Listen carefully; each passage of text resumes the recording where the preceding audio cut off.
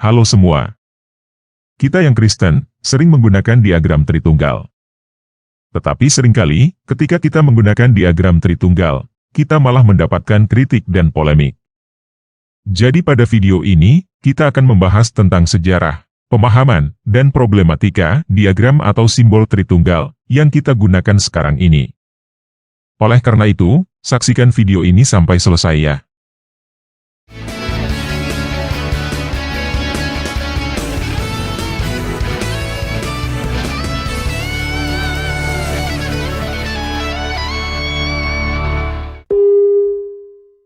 Nah, diagram atau simbol Tritunggal yang kita lihat sekarang ini, di dalam bahasa Latin disebut scutum fide, yang mempunyai arti perisai iman. Nama scutum fide atau perisai iman ini, diambil dari Efesus 6 ayat 16, terjemahan Latin Vulgata. Dalam segala keadaan, pergunakanlah perisai iman. Sebab dengan perisai itu, kamu akan dapat memadamkan semua panah api dari si jahat. Namun perlu kita ketahui bahwa gambar diagram Tritunggal ini belum ada pada zaman Paulus menulis surat kepada jemaat Efesus. Jadi yang dimaksud dengan perisai iman oleh Paulus bukanlah diagram Tritunggal yang kita punya sekarang. Naskah tertua yang menyebut diagram ini perisai iman adalah tulisan John dari Wallingford yang sekarang ini ada di perpustakaan British dengan kode Caten Julius D7, folio 3V. Naskah ini diperkirakan ditulis oleh John dari Wallingford antara tahun 1247 sampai 1258. Tepat di atas diagram ini tertulis kutipan dari Efesus 6 ayat 16. Tetapi jika kita perhatikan, ada sedikit perbedaan antara diagram Tritunggal yang digambar oleh John dari Wallingford dengan diagram Tritunggal yang kita punya sekarang, yaitu ada gambar Yesus disalibkan di atas lingkaran Sang Anak. Naskah tertua, dengan gambar yang mirip dengan karya John dari Wallingford, adalah karya Peter dari Poitiers, berjudul Compendium Historiae in Genealogia Christi, yang diperkirakan ditulis antara tahun 1130 sampai 1205, dan sekarang berada di Perpustakaan Naskah dan Buku Langka Beinecke, di Connecticut, Amerika Serikat, dengan kode Caten Faustina B7, folio 42V. Di dalam gambar Peter dari Poitiers ini, kita melihat ada gambar salib di atas lingkaran Sang Anak. Dan ini adalah naskah tertua diagram Tritunggal, seperti yang kita punya sekarang. Gambar tertua, yang tidak ada gambar salibnya, yang masih ada sampai hari ini, adalah naskah Katedral Durham, A.3.12, folio 14V, yang ditulis oleh Robert Grosseteste, sekitar tahun 1230. Nah, siapakah Robert Grosseteste, John dari Wallingford, dan Peter dari Poitiers? Robert Grosseteste adalah uskup dari Lincoln, Inggris, yang hidup dari tahun 1168 sampai 1253. John dari Wallingford adalah seorang biarawan Benediktin di biara Santo Albans, Inggris, yang meninggal tahun 1258. Sedangkan Peter dari Poitiers tidak punya jabatan di dalam gereja. Dia adalah seorang teolog yang mengajar di Sekolah Katedral Notre Dame, Perancis. Dia meninggal pada tahun 1205. Jadi, diagram Tritunggal modern yang kita punya sekarang ini berasal dari abad ke-13.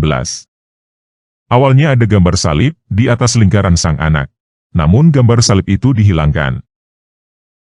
Namun kita perlu tahu juga bahwa diagram Tritunggal yang barusan kita lihat bukanlah diagram Tritunggal tertua yang ada di dunia. Sebelumnya, ada versi diagram Tritunggal, yang disebut diagram Tetragrammaton Tritunggal. Diagram Tetragrammaton Tritunggal, sekarang ini berada di Perpustakaan St. John, Universitas Cambridge, Inggris, dengan kode, manuskrip E.4, folio 153V. Perbedaannya dengan diagram Tritunggal versi yang kita kenal sekarang, adalah di tengah diagram ini, tertulis huruf, IEVE, yang merupakan transkripsi dari YHVH bahasa Ibrani ke bahasa Latin. Dan di atas lingkaran Sang Anak, bukan gambar salib, tetapi seperti gambar singa. Gambar singa tersebut kemungkinan mempunyai arti singa dari Yehuda, tunas Daud, yang diambil dari Wahyu 5 ayat 5. Jadi kita bisa lihat bahwa diagram tetragramaton Tritunggal, yang merupakan pendahulu diagram Tritunggal modern, yang kita kenal sekarang ini, terlihat sangat Yahudi. Hal ini, karena orang yang menggambarnya, memang adalah seorang Yahudi, yang murtad, dan masuk Kristen.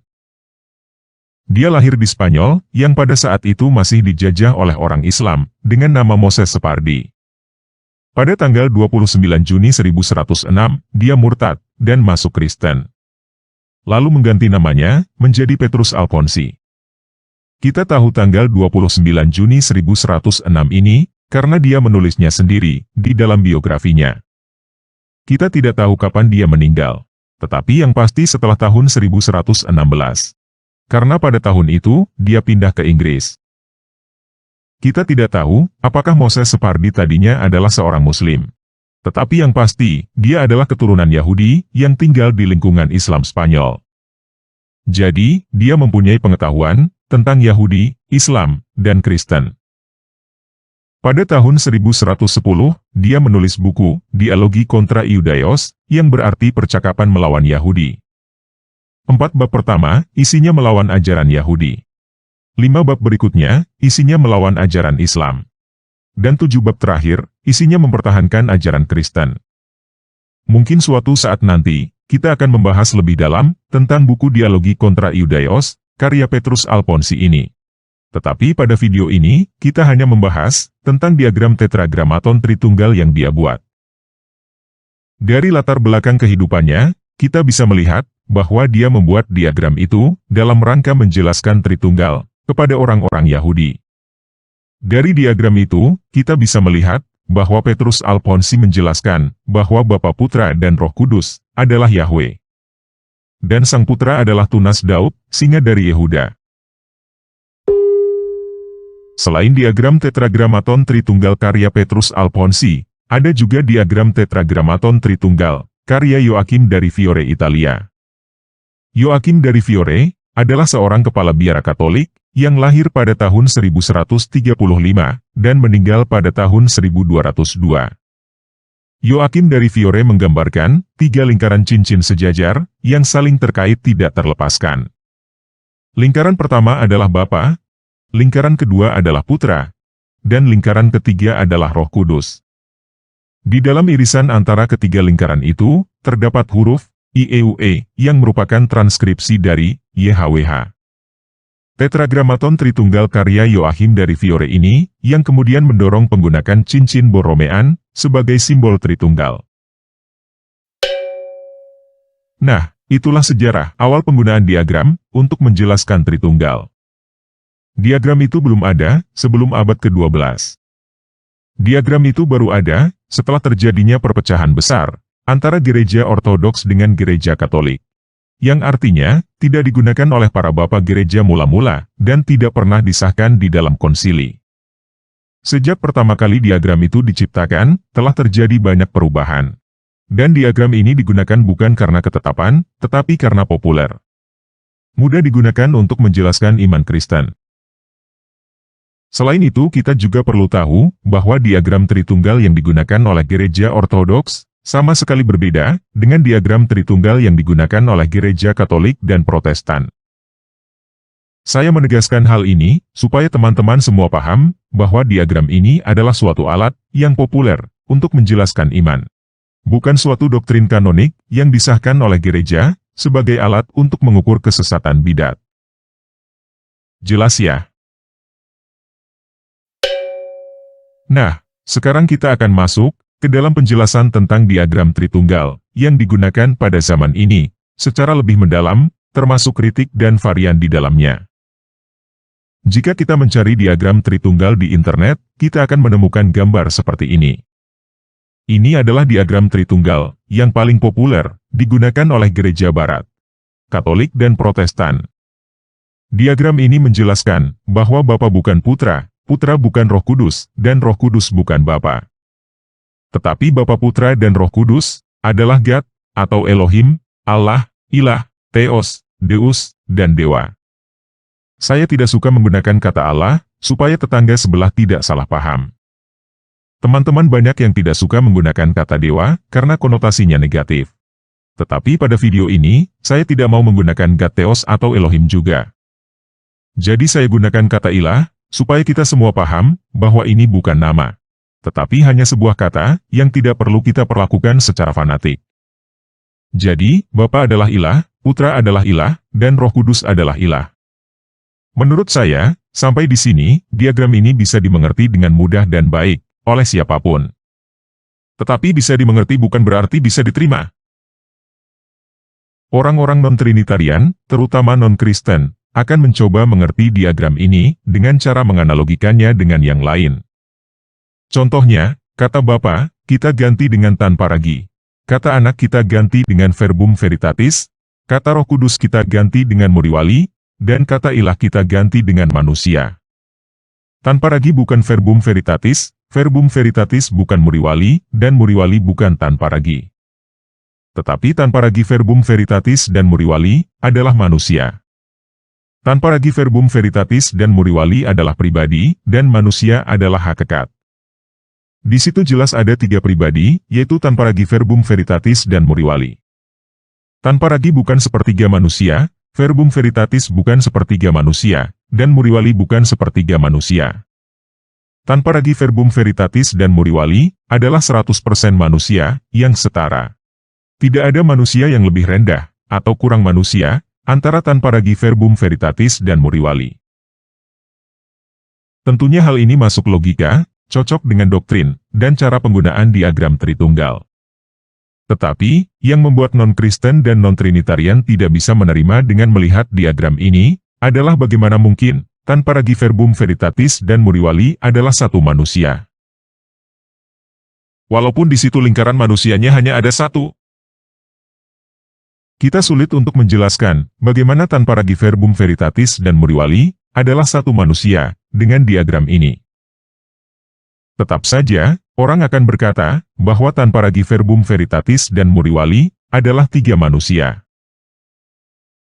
Paling mentok, kita hanya bisa menjelaskan dengan menggunakan diagram ini adalah dengan berkata bahwa tanpa ragi verbum veritatis dan muriwali mempunyai satu kemanusiaan. Dan kenyataannya, banyak pengajar Tritunggal Gereja Barat yang menjelaskannya seperti itu. Bapa, Putra, dan Roh Kudus mempunyai satu keilahian. Tetapi, masalahnya adalah kemanusiaan itu berbeda dengan manusia. Begitu juga keilahian berbeda dengan ilah. Walaupun kita bisa menerima bahwa tanpa ragi verbum veritatis dan muriwali mempunyai satu kemanusiaan, tetap saja kita akan berkata bahwa tanpa ragi verbum veritatis dan muriwali adalah 3 manusia. Begitu juga, walaupun orang non-Trinitarian bisa menerima bahwa Bapa, Putra, dan Roh Kudus mempunyai satu keilahian, tetap saja orang non-Trinitarian akan berkata bahwa Bapa, Putra, dan Roh Kudus adalah 3 ilah. Jadi, banyak orang yang tidak bisa menerima bagaimana penjelasan Bapa, Putra, dan Roh Kudus adalah satu ilah dengan menggunakan diagram ini. Akhirnya, banyak pengajar yang stres. Lalu ngeles dengan berkata, kita tidak bisa menyamakan ilah dengan manusia. Apa yang tidak mungkin bagi manusia, mungkin bagi ilah. Ilah itu di luar pemahaman kita, tidak bisa sepenuhnya dimengerti dengan akal pikiran kita, yang hanya sebesar bakpao ini. Bahkan ada yang langsung mengatai bodoh dan tolol kepada orang yang berkata dengan jujur bahwa mereka tidak mengerti atau tidak menerima penjelasan itu. Menurut saya, para pengajar itulah yang sebenarnya tidak mampu menjelaskan dengan baik. Tetapi tidak mau mengakuinya untuk mempertahankan harga diri. Salah satu penyebab kenapa para pengajar itu tidak mampu menjelaskan dengan baik adalah karena punya pola pikir textbook. Walaupun gelar mereka S2 S3, mereka hanya menghafal dan mengajarkan apa yang ada di buku, tanpa mengerti. Mereka hanya mengikuti apa yang sudah ada, dan diajarkan oleh orang yang dianggap berotoritas, supaya tidak dicap bidat sesat. Jadi mereka terpaku pada diagram Tritunggal standar, yang dianggap sebagai satu-satunya diagram kanon, yang suci dan tidak boleh dimodifikasi. Mereka tidak berani menjelaskan dengan cara out of the box, karena takut salah atau dicap bidat sesat. Ini seperti murid perguruan silat, yang hanya belajar untuk menghafal jurus. Jadi ketika berkelahi di lapangan, pola pikir mereka adalah, mereka harus mempraktekkan jurus 1, 2, dan 3, persis seperti yang telah diajarkan. Menjadi murid perguruan silat itu bagus. Menghafal jurus itu bagus. Tetapi kita harus tahu bahwa hal itu belum tentu bisa berguna di lapangan. Di lapangan, kita harus menyesuaikan diri dan improvisasi, supaya bisa memenangkan pertarungan. Mungkin diagram tetragramaton Tritunggal karya Petrus Alfonsi bisa digunakan untuk membuat banyak orang Yahudi mengerti pada zaman itu. Tetapi belum tentu bisa digunakan untuk orang-orang non-Yahudi pada zaman itu. Makanya diagram itu disesuaikan. Diagram Tritunggal yang kita lihat sekarang ini mungkin bisa membuat banyak orang di Eropa mengerti pada zaman dulu. Tetapi belum tentu bisa digunakan untuk orang-orang Indonesia pada zaman sekarang. Oleh karena itu, kita perlu memikirkan kemungkinan untuk menyesuaikan atau menggunakan diagram lain, supaya bisa membuat orang-orang Indonesia mengerti pada zaman ini. Kita tidak akan bisa memperoleh kemajuan jika kita takut salah atau takut dianggap bidat sesat. Oleh karena itu, kita perlu untuk membuang pola pikir textbook, menghafal tanpa mengerti, seperti yang dilakukan tetangga sebelah. Jadi mari sekarang kita lihat beberapa varian dari diagram Tritunggal tanpa perlu takut salah. Yang pertama, kita balik ke diagram tetragramaton Tritunggal karya Petrus Alfonsi. Di situ, Petrus Alfonsi tidak menggunakan Elohim, Allah, Ilah, Deus, Theos, atau Dewa. Tetapi, menggunakan nama pribadi, Yahweh. Jadi, Petrus Alfonsi menjelaskan bahwa Bapa, Putra, dan Roh Kudus adalah Yahweh. Konsekuensi menggunakan kata umum, seperti Elohim, Allah, Ilah, Deus, Theos, atau Dewa, adalah kita harus mengikuti aturan main dalam menggunakan kata, sesuai dengan bagaimana orang-orang lain menggunakannya secara umum. Contohnya tanpa ragi verbum veritatis dan muriwali adalah satu manusia. Kita tidak bisa menjelaskan dengan berkata, tanpa ragi verbum veritatis dan muriwali adalah manusia yang unik. Manusia lain, Budi Tono dan Ujang, adalah 3 manusia. Sedangkan tanpa ragi verbum veritatis dan muriwali adalah satu manusia. Kamu bisa maksa untuk berbicara seperti itu, tetapi hal itu akan sulit untuk diterima oleh orang lain. Begitu juga jika kita menggunakan ilah di dalam diagram ini, tetapi kita memaksa bahwa ilah yang ada di dalam diagram ini unik. Kalau ilah lain seperti ini, berarti 3 ilah. Tetapi khusus Bapa, Putra, dan Roh Kudus, jadi 1 ilah. Terus terang, ini adalah menggunakan standar ganda, atau menggunakan penggaris yang tidak adil. Kalau orang lain, 1 ditambah 1 ditambah 1 harus 3, sedangkan kita boleh 1 ditambah 1 ditambah 1 sama dengan 1. Jadi, jangan heran jika orang lain akan menilai bahwa ini adalah triteisme yang maksa jadi monoteis. Tetapi kalau kita menggunakan nama pribadi Yahweh, hal ini jauh lebih bisa diterima oleh orang. Bapa adalah Yahweh, Putra adalah Yahweh, dan Roh Kudus adalah Yahweh. Yahweh adalah ilah unik, yang berbeda dari ilah lain. Sedangkan Bapa, Putra, dan Roh Kudus bukan nama, tetapi kata benda. Hal ini seperti berkata, bahwa si manusia yang tampil di dalam video adalah verbum veritatis, si editor video adalah verbum veritatis, dan si channel itu sendiri adalah verbum veritatis. Tentunya ini menjadi sangat mudah dimengerti, dan sangat mudah diterima oleh semua orang. Masalahnya adalah, kemungkinan ada pemburu bidat yang berkata, bahwa penjelasan seperti itu bidat sesat modalisme atau sabelianisme. Satu pribadi yang bernama verbum veritatis, dengan 3 mode, 3 manifestasi, atau 3 apalah sebutannya. Penjelasan yang diinginkan oleh para pemburu bidat ini, adalah harus 3 pribadi, dan 1 hakikat.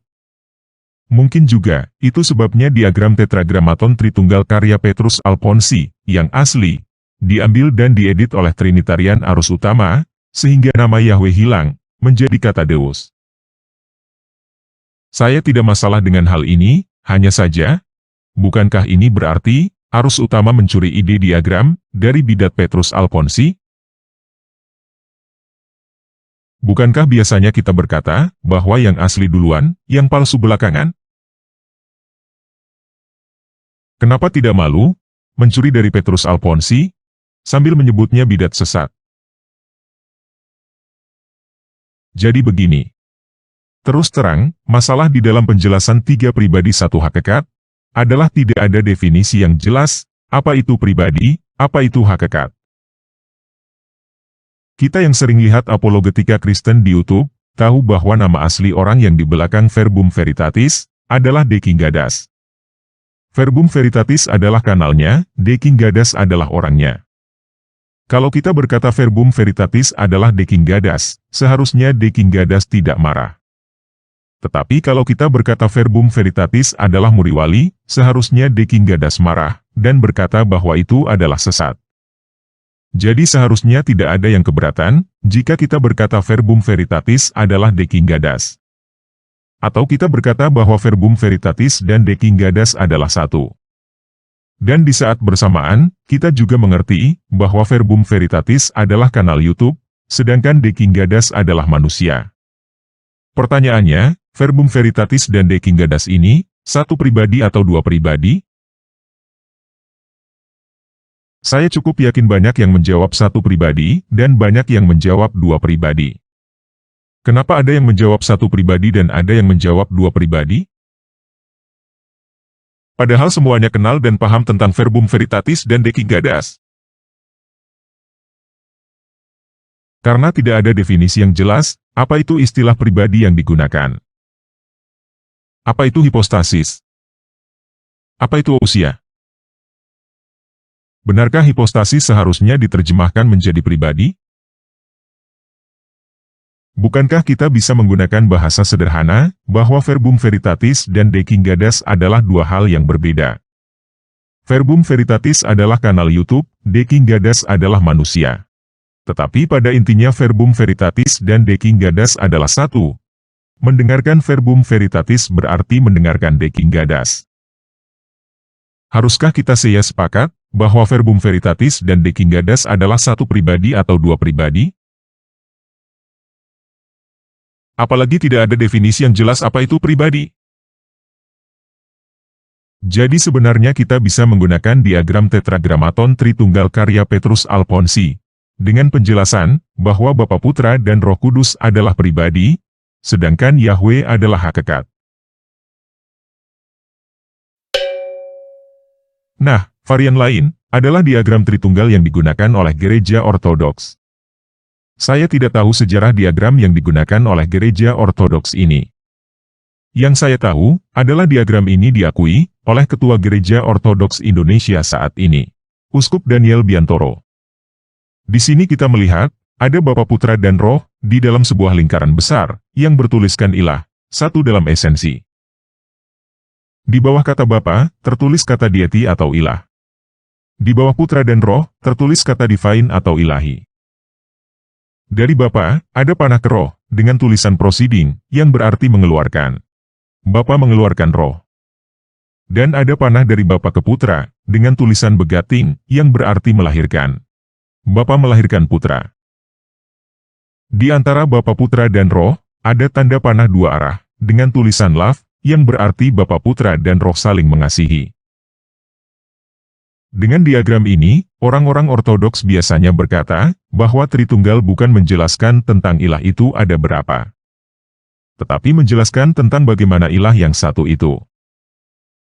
Kita percaya kepada satu ilah, yaitu Sang Bapa, yang darinya keluar Roh Kudus, dan darinya juga lahir Sang Putra, yang bersifat ilahi. Walaupun Roh Kudus dan Putra adalah dua pribadi yang berbeda dari Bapa, tetapi Bapa Putra dan Roh Kudus berada di dalam satu lingkaran ilah, yang satu dalam esensi. Nah, sampai di sini, setahu saya, tidak ada teolog Barat yang keberatan. Tetapi saya pernah mendengar, ada beberapa teolog Gereja Barat, yang mengkritik diagram Tritunggal Gereja Timur, dengan alasan, diagram ini kurang menjelaskan, tentang hubungan antara Putra dengan Roh Kudus.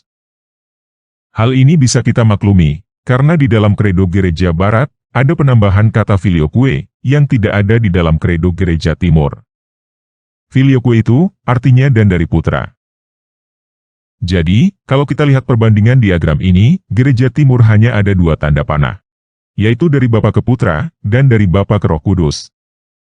Sedangkan gereja-gereja, ada tiga tanda panah. Satu lagi dari Putra ke Roh Kudus. Doktrin filioque ini ditambahkan oleh gereja Barat, karena ada ayat-ayat di dalam Alkitab yang menjelaskan bahwa Roh Kudus keluar dari Yesus, atau Yesus mengutus Roh Kudus. Dan sebagai penegasan bahwa Putra adalah ilah sepenuhnya, seperti Bapa. Nah, saya melihat kritik para teolog gereja Barat sebagai ekspresi kebebasan berpendapat. Mereka boleh saja berpendapat, tetapi saya juga boleh berpendapat. Menurut saya, teolog gereja Barat yang mengkritik diagram gereja Timur dengan alasan filioque terlalu mengada-ngada. Saya berkata seperti ini, karena di dalam diagram Tritunggal yang digunakan oleh gereja Barat sendiri, juga tidak menjelaskan tentang filioque. Di dalam diagram Tritunggal gereja Barat, bahkan tidak ada penjelasan bahwa Roh keluar dari Bapa dan Putra dilahirkan oleh Bapa. Jadi menurut saya, kritik teolog gereja Barat dengan alasan filioque ini lebih bernuansa ego harga diri yang tidak mau merasa kalah. Bagi saya, kita punya panci untuk masak. Bukan untuk dipamerkan dan dibanggakan, panci gue yang paling hebat. Tidak ada gunanya kita punya panci yang paling hebat kalau kita tidak bisa menggunakannya untuk masak. Apalagi kalau kita punya panci bukannya digunakan untuk masak, tapi digunakan untuk pukul-pukulan. Diagram-diagram ini hanyalah alat untuk membantu kita menjelaskan orang tentang Tritunggal dan menerima Yesus Kristus. Diagram-diagram ini bukan identitas atau lambang kebanggaan yang harus dibela mati-matian untuk mempertahankan harga diri. Gue yang paling benar. Apalagi kalau diagram-diagram ini bukan digunakan untuk memberitakan Injil, tetapi untuk mengukur kebidatan orang lain. Ini pendapat saya ya. Saya punya panci untuk memasak, bukan untuk pukul-pukulan. Kalau kamu bersikukuh bahwa punya panci untuk pukul-pukulan, bukan untuk masak, itu urusan kamu. Saya tidak mau ikut-ikutan menggunakan panci untuk pukul-pukulan. Oke, sekarang kita lanjut ke varian di dalam diagram Tritunggal gereja Barat ya. Sebelumnya kita melihat diagram gereja Timur atau gereja Ortodoks, segitiga Tritunggalnya, satu sisi di atas, dua sisi di bawah. Sedangkan di gereja Barat, Katolik dan Protestan, segitiga Tritunggalnya dua sisi di atas, satu sisi di bawah. Kalau kita lihat dari sejarah, awalnya yang dua di atas adalah Bapa dan Roh Kudus. Dan satu yang di bawah adalah Sang Putra. Awalnya malah ada tanda salib di atas lingkaran Sang Putra. Tetapi di dalam diagram-diagram yang lebih baru, dua yang di atas adalah Bapa dan Putra, sedangkan satu yang di bawah adalah Roh Kudus. Ada kemungkinan pertukaran posisi antara Putra dan Roh Kudus, dikarenakan adanya kesan bahwa Putra lebih rendah daripada Bapa. Sehingga posisi Putra ditaruh sejajar dengan Bapa, untuk menekankan bahwa Sang Putra setara dengan Bapa. Nah, itulah sejarah, penjelasan, dan problematika diagram Tritunggal. Sekali lagi saya tekankan bahwa diagram Tritunggal bukan doktrin, tetapi alat untuk menjelaskan doktrin. Dengan penjelasan video ini, saya berharap teman-teman semua bisa menggunakan diagram-diagram ini sebagaimana mestinya. Bukan untuk pukul-pukulan bidat sesat, tetapi untuk memberitakan Injil. Dan saya berharap, teman-teman tidak lagi punya pikiran yang pendek, dan ego yang panjang, sehingga teman-teman terjebak dengan pernyataan cacat logika, seperti yang asli duluan, yang palsu belakangan. Kalau kamu punya pemikiran seperti itu, ketahuilah bahwa semua yang kamu punya itu palsu. Bukan hanya diagram Tritunggal yang kamu punya itu palsu. Diagram Tritunggal yang kamu punya itu, adalah tiruan dari diagram Tetragramaton Tritunggal, karya bidat sesat murtadin Petrus Alfonsi. Tetapi mobil, motor, komputer, handphone, bahkan baju dan makanan yang kamu makan setiap hari, juga adalah barang tiruan, atau ikut-ikutan, dari pencipta aslinya, yang tidak kamu ketahui siapa. Semua inovasi baru yang kamu tahu, berasal dari sesuatu yang sudah ada sebelumnya.